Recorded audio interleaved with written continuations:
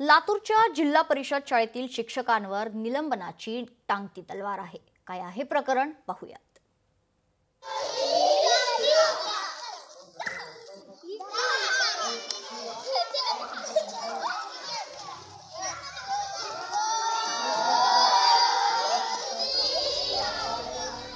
लातूर जिल्हा परिषदेअंतर्गत प्राथमिक शिक्षक, प्राथमिक पदवीधर पदावर कार्यरत 187 शिक्षकांनी अद्याप जात प्रमाणपत्र आणि जात वैधता प्रमाणपत्र सादर केलेलं नाही। या शिक्षकांनी 20 जानेवारीपर्यंत पुरावा न दिल्यास सेवेतून कमी करण्याची कारवाई करण्यात येणार आहे। जिल्हा परिषदेच्या मुख्य कार्यकारी अधिकाऱ्यांनी कारवाई संदर्भात इशारा दिलाय।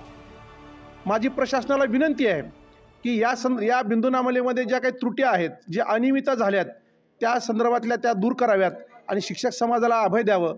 निवळ लातूर जिल्ह्यातच नव्हे तर शेजारच्या बीड जिल्ह्यामध्ये सुद्धा अशा प्रकारचे शिक्षकांच्या बिंदूनामालीमध्ये अनियमितता झाल्याचं ऐकिवात आहे। शिक्षक जेव्हा नोकरीवर लागतो तेव्हाच त्याचं जात प्रमाणपत्र, मेडिकल सर्टिफिकेट पाहिलं जातं। आता हा प्रश्न कशामुळे उद्भवलाय? बिंदूनामावलीची माहिती देण्यास प्रशासनाकडून टाळाटाळ केली जात असल्याचा आरोप यावेळी शिक्षकांनी केलाय।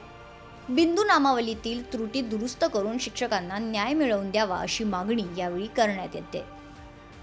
आता या पद्धतीच्या त्रुटी काढून शिक्षक समाजाला विटीस धरणं आणि त्यांना कुठेतरी प्रशासनाच्या कचाट्यात घेणं हे बरोबर होणार नाही। प्रशासनानं पुन्हा एकदा माझी विनंती आहे की ज्या काही त्रुटी झाल्यात, ज्या काही अनियमितता झाल्यात, त्याची दुरुस्ती करून शिक्षक समाजाला न्याय द्यावा। 187 लोक त्या बिंदूनामावलीनुसार काही ओपनचे, काही लिंगायत, काही मुस्लिम, बाकीचे अजून जातीचे सर्व लोक अशी 187 लोकांची यादी पाठवलेली आहे। त्याच्यामध्ये माझं पण नाव 12 नंबरला आहे। तर शासनाने याचा विचार करून आमचं नाव आमच्या कॅटेगरीमध्ये घालावं आणि जी झालेली चूक आहे ती दुरुस्त करून आमचा प्रश्न सॉल्व्ह करावा। बिंदूनामावलीच्या आधारे 187 शिक्षकांना नोटिसा बजावण्यात आल्या आहेत। यानुसार शिक्षकांचे जे खुलासे सादर होतील त्यानुसार कारवाई केली जाणार असल्याचं प्राथमिक शिक्षण अधिकारी वंदना फुटाणे यांनी सांगितलंय। त्या अनुषंगाने 187 शिक्षक असे आढळले की ज्यांच्या कॅटेगरीवर निवड झालेली आहे, परंतु जात वैधता त्यांनी अद्याप सादर केलेली नाहीये।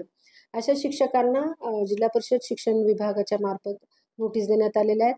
त्यांच्याकडे जो खुलासा प्राप्त होईल त्या खुलाशाच्या आधारे त्यानंतर जी काही उचित कार्यवाही असेल ते माननीय मुख्य कार्यकारी अधिकारी सर यांच्या समक्ष सुनावणी ठेवण्यात येईल आणि सदरील कार्यवाही शासनाकडे पाठवण्यात येईल।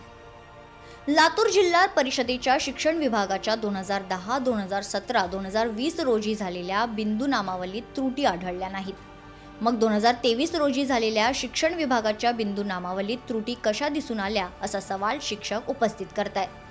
शिक्षक गेल्या 25 ते 30 वर्षांपासून याच जिल्हा परिषदेत सेवेत कार्यरत आहेत।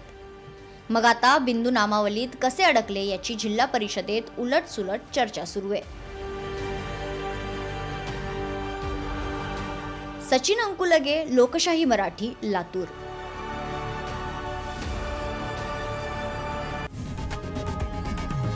लोकशाही मराठी ऐका, पहा, जागरूक रहा।